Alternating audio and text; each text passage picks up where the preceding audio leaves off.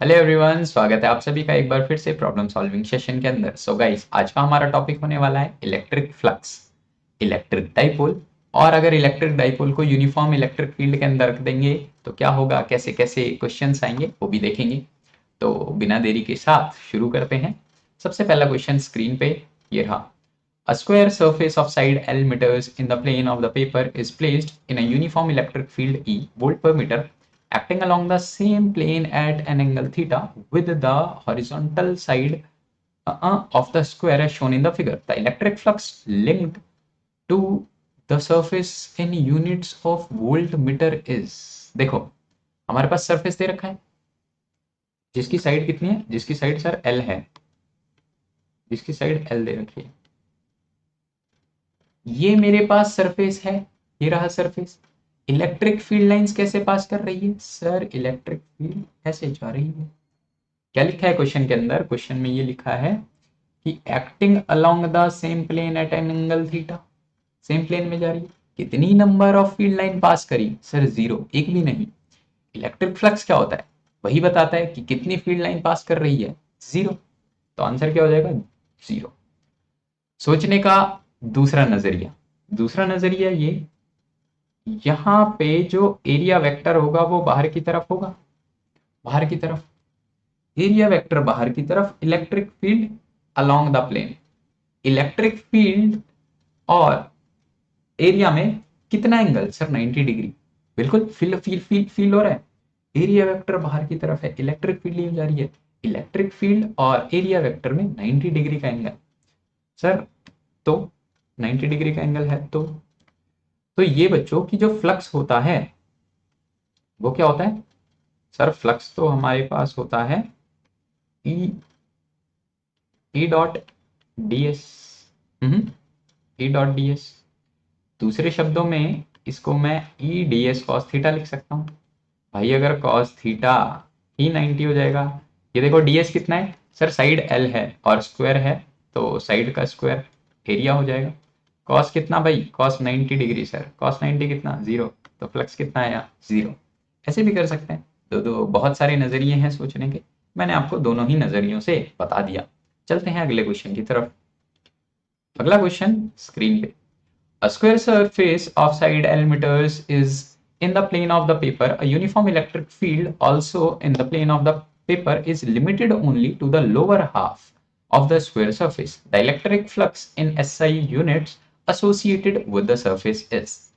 Square surface है, side L है, लेकिन इस बार फील्ड लाइन किसी एंगल से पास नहीं हो रही along the plane.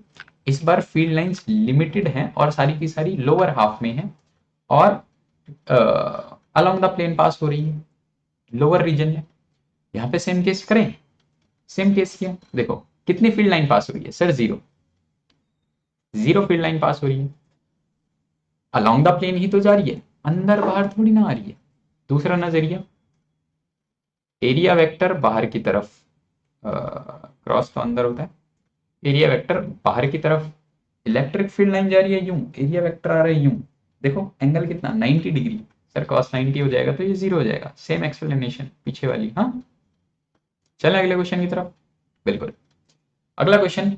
A cylinder of radius r and length l is placed in a uniform electric field E parallel to the cylinder axis. Okay, okay, the total flux for the surface of the cylinder is given by। देखो एक तो cylinder बना लेते हैं हम यूं। ये रहा भाई हमारा सिलेंडर।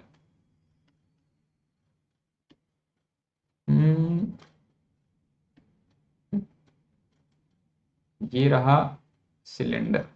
आगे क्या बोला है? अ सिलेंडर ऑफ रेडियस, इस सिलेंडर का रेडियस तो आर है और इसकी लेंथ भाई एल दे रखी है। ओके, आगे क्या बोला है? Is placed in a uniform electric field parallel to the cylinder axis. देखो ये सिलेंडर का एक्सिस हो गया। हाँ, तो इलेक्ट्रिक फील्ड की डायरेक्शन क्या है? इसके पैरेलल दे रखी है, यानी कि ऐसे इलेक्ट्रिक ई कैप लिख दूं, ई कैप इलेक्ट्रिक फील्ड की डायरेक्शन। आगे क्या बोला है? The total flux for the surface of the cylinder is given by. Okay, देखो कैसे करेंगे। इधर इस वाला एरिया ये बाहर की तरफ होगा। सपोज ये ए है, ये वाला सरफेस बी बोल दे रहा हूँ, ये सरफेस बी है, और यहाँ पे जो कर्व्ड सरफेस है ये कर्व्ड सरफेस सी है। तो area vector perpendicular to the surface बाहर की तरफ होगा। अब देखो फ्लक्स जो होगा, जो हमारे पास बच्चों फ्लक्स आएगा, ये वाला जो फ्लक्स होगा और ये वाला फ्लक्स होगा वो एक दूसरे को कैंसिल आउट कर देंगे, बिल्कुल कर देंगे। फ्लक्स ये दोनों कैंसिल आउट हो जाएंगे। कैसे कैंसिल आउट हो जाएंगे सर? देखो इस वाले सरफेस की वजह से जो हमारे पास फाई आएगा, इलेक्ट्रिक फ्लक्स आएगा, वो कितना होगा? E into area. एरिया कितना हो जाएगा सर? पाई इंटू रेडियस कितना है? आर, पाई आर स्क्वायर हो गया, into D S, into cos कितना है? कॉस इलेक्ट्रिक फील्ड की डायरेक्शन इधर, एरिया भी इधर, कॉस 0 डिग्री, यानी कि ई पाई आर स्क्वायर। इधर देखते हैं तो ई इंटू ए, ओके, इंटू कॉस कितना भाई 180 डिग्री। इलेक्ट्रिक फील्ड के अपोजिट है इस बार एरिया, तो यहाँ पे आंसर कितना आएगा sir? Minus E pi R square, और ये E pi R square minus E pi R square cancel out हो जाएंगे ना। हाँ, तो बचा सरफेस सी सिर्फ। अब देखते हैं सी सरफेस की वजह से क्या होगा। देखो सी सरफेस में इलेक्ट्रिक फील्ड डायरेक्शन ये है और सरफेस ऐसे है, यानी कि दोनों के बीच में कितना एंगल बन रहा है? 90 डिग्री। अगर 90 डिग्री एंगल बनता है तो क्या ऑप्शन आता है सर? फ्लक्स तो 0 हो जाता है। तो फ्लक्स ये दोनों तो होंगे, ए और बी सरफेस की वजह से फ्लक्स तो होगा, लेकिन वो एक दूसरे को कैंसिल आउट कर देंगे, और सी की वजह से तो फ्लक्स ही 0 होगा। तो नेट फ्लक्स क्या हो जाएगा? लिख देता हूँ। देखो नेट फ्लक्स कैसे निकालेंगे? जो यहाँ पे हमारे पास फाइन नेट आएगा वो होगा flux through surface A plus flux through surface B plus flux through surface C. A की वजह से E pi R square, flux through B is E pi R square, minus plus minus minus हो जाएगा, ये minus में होगा, और इसकी वजह से तो 0 हो जाएगा। तो नेट फ्लक्स कितना आया सर? 0। समझ आ गया? चलते हैं अगले क्वेश्चन की तरफ। नेक्स्ट, अगला question, electric field at a point varies as r raise to the power 0, यानी कि आर पे डिपेंड ही नहीं कर रही। हाँ, इलेक्ट्रिक फील्ड कौन सा केस हो सकता है? इलेक्ट्रिक डाइपोल का, अपॉइंट चार्ज का, plane infinite sheet of charge, या फिर अलाइन चार्ज का ऑफ इन्फिनाइट लेंथ। देखो ऑप्शन ए के लिए देखते हैं, electric dipole. Electric field dipole की वजह से या तो एक्सियल पे हो सकती है, या इक्वेटोरियल पे हो सकती है, या फिर किसी जनरल पॉइंट पे होगी। ये कितनी होती है भाई सर? ये होती है हमारे पास 2kp ओवर आर क्यूब, और इक्वेटोरियल पे कितनी होती है sir? Minus kp over r cube. तो यहाँ पे देखो, यहाँ पे जो वेट आर क्यूब, तो यहाँ पे जो मेरे पास डाइपोल की वजह से आ रहा है वो तो आर पे डिपेंड कर रहा है, आर पे डिपेंड कर रहा है। हम्म तो क्या हुआ सर? यानी कि ये ऑप्शन तो नहीं हो सकता। अगला ऑप्शन देखते हैं। अगला बोल रहा है a point charge, electric field point charge की वजह से कितनी होती है? अभी बताते हैं sir. Option number B, electric field due to a point charge, sir ये होती है kp over r square, k q over r square, k into q over r square. Sir यहाँ पे भी आर स्क्वायर पे डिपेंड कर रही है, यहाँ पे भी आर पे डिपेंड कर रही है, लेकिन हमें तो ऐसा चाहिए जो r raise to the power 0 हो। यहाँ तो आर स्क्वायर है, आर क्यूब है। देखते हैं third case, C, electric field due to what? Plane infinite sheet, electric field due to sheet. भाई इसका एक्सप्रेशन क्या आता है? सिग्मा ओवर 2 एप्सिलॉन नॉट, निकाला है ना हमने। यहाँ तो r raise to the power 0 है, यहाँ तो आर के r raise to the power 0 है, यहाँ तो डिपेंड ही नहीं कर रहा। इलेक्ट्रिक फील्ड जो शीट के केस में आती है वो आती है सिग्मा ओवर 2 एप्सिलॉन नॉट, यानी कि आर पे तो डिपेंड ही नहीं कर रहा, आर चाहे कितना ही हो। लास्ट केस भी देख ही लेते हैं। वैसे तो मैं डायरेक्ट आपको सी ऑप्शन बताता और बता देता, देखो जो शीट के वजह से होता है वो सिग्मा ओवर 2 एप्सिलॉन नॉट होता है, तो यहाँ से आर पे डिपेंड नहीं कर रहा। लेकिन बाकी केस देख लेंगे तो और अच्छा हो जाएगा ना, और कुछ सीख लेंगे। A line charge of infinite length, okay, line charge की वजह से इलेक्ट्रिक फील्ड कितनी आती है भाई? बोलो बोलो सर। के नहीं, 2 kd लैम्डा। ये हो गई अपने पास 2 pi epsilon not into D, D और आर। तो यहाँ पे भी ये देखो, ये अपने पास डिपेंड कर रही है किस पे, ये लैम्डा होगा। ये किस पे डिपेंड कर रही है भाई सर? ये आर पे डिपेंड कर रही है। हाँ हाँ, इसका दूसरा एक्सप्रेशन होता है के की टर्म्स में 2k लैम्डा ओवर आर। तो यहाँ पे भाई देख लो, आर पे डिपेंड कर रही है ये भी, तो ये भी ऑप्शन नहीं हो सकता। तो ऑप्शन कौन सा होगा सर? ऑप्शन एकमात्र ऑप्शन दिख रहा है हमें see, sigma over 2 epsilon naught R के इंडिपेंडेंट है। चलते हैं अगले क्वेश्चन की तरफ। सो अगला क्वेश्चन ये रहा, अ point charge Q lies on a perpendicular bisector of an electric dipole of a dipole moment P. Perpendicular bisector मतलब क्या? डाइपोल के परपेंडिकुलर बाइसेक्टर पे यहाँ पे रखा है, यानी कि बात करी गई है इक्वेटोरियल पोजीशन की। If the distance of q from the dipole is r, much larger than the size of the dipole, then the electric field at q is proportional to, okay। बता दो भाई क्या फॉर्मूला होता है? Electric field कहाँ की बात कर रहे हैं? इक्वेटोरियल,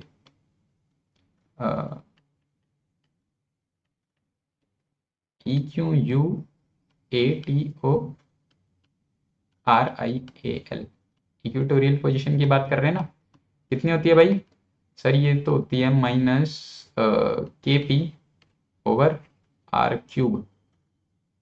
सो यहाँ से दिख रहा है हमें डायरेक्ट कि ये प्रोपोर्शनल है। जो यहाँ से हमें दो चीज़ पता चली कि ये चीज़ डायरेक्टली प्रोपोर्शनल है पी के, और इनवर्सली प्रोपोर्शनल है 1/r³ के, जिसको हम आसान शब्दों में -r³ भी लिख सकते हैं। तो ऐसा कोई ऑप्शन दिख रहा है? हाँ, पी स्क्वायर के तो नहीं है, पी ऑप्शन या तो बी है या तो डी है, और यहाँ पे r⁻³ ऑप्शन डी सही है। ठीक है, समझ आ गया? नीट 1988 का सवाल। चलते हैं अगले क्वेश्चन की तरफ। An electric dipole is placed at an angle 30 degree with an electric field intensity 2 into 10 raised to the power 5 Newton per coulomb. It experiences a torque equal to 4 Newton meter. The charge of the dipole, if the dipole is 2 centimeter, if the dipole length is 2 centimeter is, okay। भाई torque का formula, torque दे रखा है, क्या होता है torque का formula sir? Torque जो आता है वो तो होता है P क्रॉस E। पढ़ा है ना ये रिलेशन हमने, बिल्कुल। सो या फिर हम इसको बोल सकते हैं, ये तो sir p E sine theta है, हाँ, into n cap direction. P क्या होता है सर? क्यू इंटू 2a, यानी कि length of the dipole, q into l into E sine theta.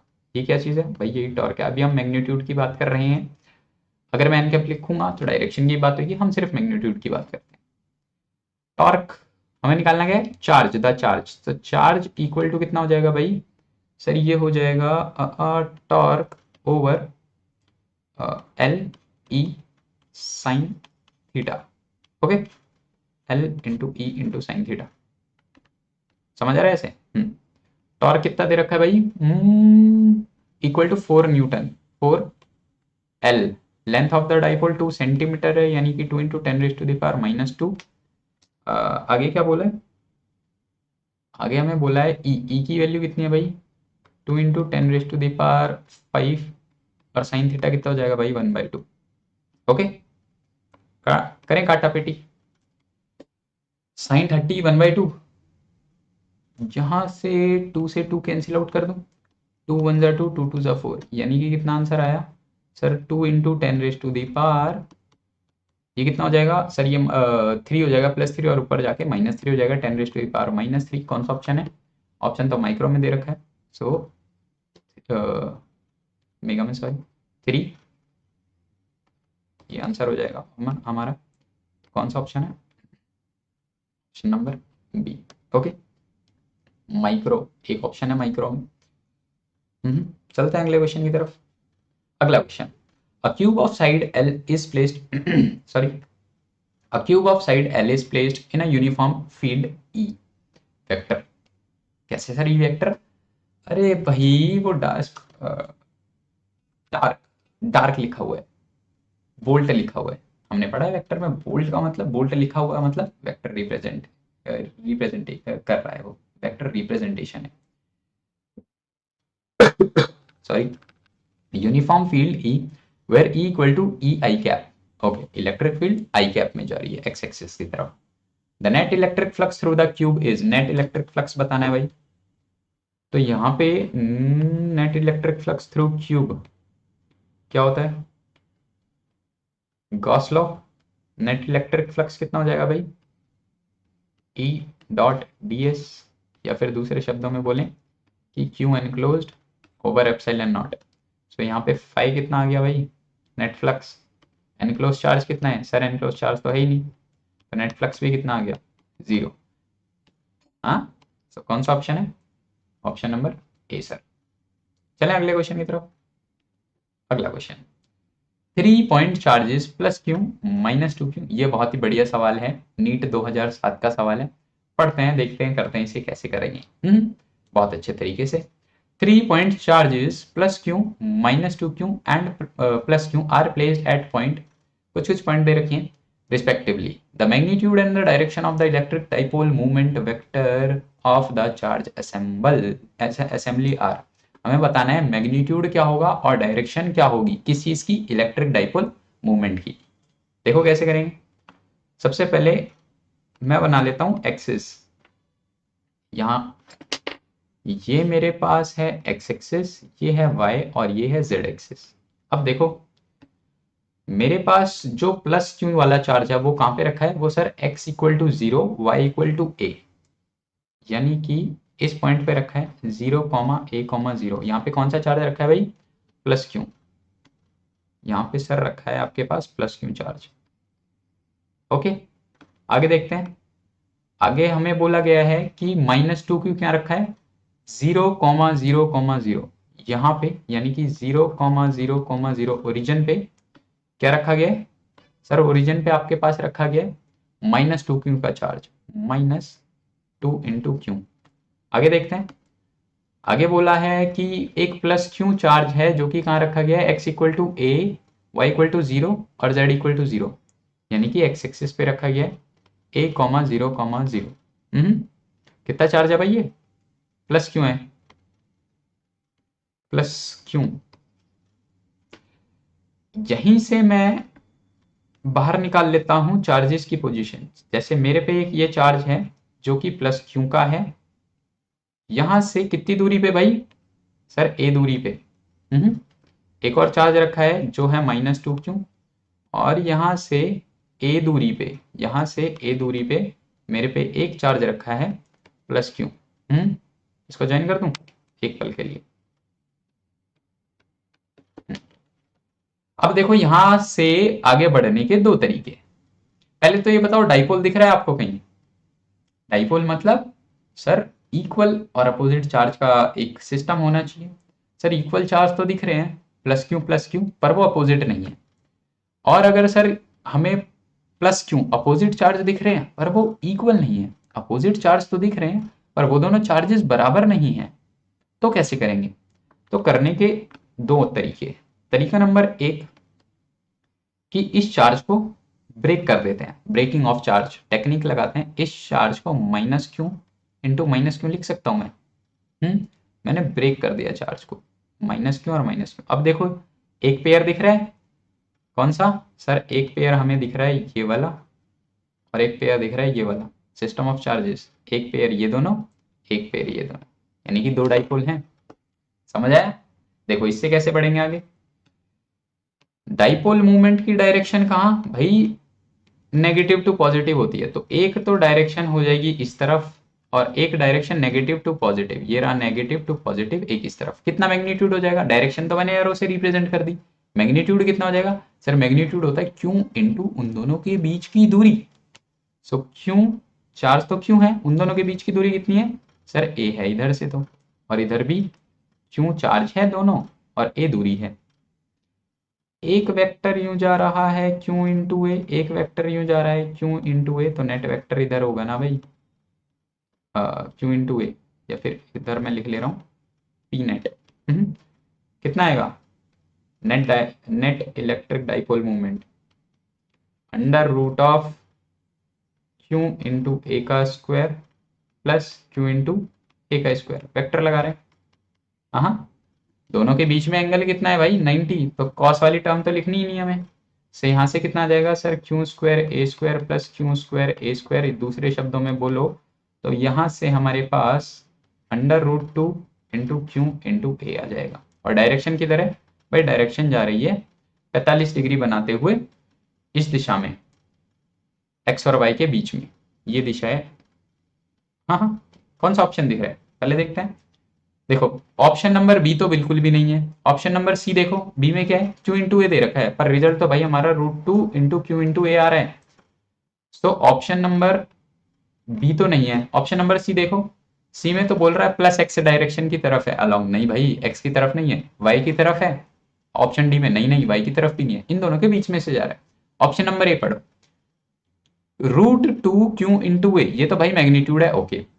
Along the line joining points 0, 0, 0 and a, 0, 0, 0, 0 ये रहा, और ये कौन सा पॉइंट है भाई, यहाँ पे अगर मैं एक पॉइंट लेता हूं तो ये कौन सा पॉइंट हो जाएगा सर, ये x में भी है y में भी है बट जीरो में z में नहीं है, तो इस लाइन के अलोंग ये ऑप्शन कह रहा है, तो बिल्कुल इस लाइन के अलोंग ही जा रहा है, तो ऑप्शन क्या हो जाएगा, ऑप्शन नंबर ए सही हो जाएगा। समझ आ गई। दूसरा तरीका बताऊं, दूसरा तरीका बताता हूं, करना खुद, लिख देता हूं along line joining 0, 0, 0 and a, 0, ठीक है। दूसरा तरीका ये कि सेंटर ऑफ चार्ज टेक्निक लगाते हैं। सेंटर ऑफ चार्ज टेक्निक में क्या होगा भाई, ये देखो एक चार्ज पड़ा है, ये रहा प्लस क्यू, एक चार्ज ये है, हाँ, इन दोनों चार्ज, इन दोनों के सेंटर के बीच यहां पे कितना चार्ज हो जाएगा सर, प्लस 2 क्यू। पहले मैंने तोड़ा, इस केस में मैंने जोड़ा, प्लस 2 क्यू, एक चार्ज ये रहा, मैंने इस वाले को छेड़ा नहीं प्लस 2 क्यू को, क्योंकि ब्रेक ही नहीं किया। देखो डाइपोल बन गया, तो इसका आंसर कितना आ जाएगा इस वाले केस से सर, चार्ज तो ये है और उन दोनों के बीच की दूरी, उन दोनों के बीच की दूरी यहाँ से यहाँ तक कितनी हो जाएगी भाई,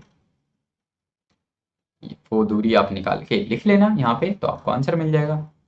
हाँ, ये कितनी हो जाएगी सर, ये a बाय रूट 2 हो जाएगी दूरी। सो यहाँ से अपने पास root 2 into Q into A answer आ जाएगा। दोनों तरीके मैंने आपको बता दिए हैं, और इसी के साथ आज का सेशन खत्म। मिलते हैं नेक्स्ट वीडियो में, तब तक के लिए thank you and bye bye.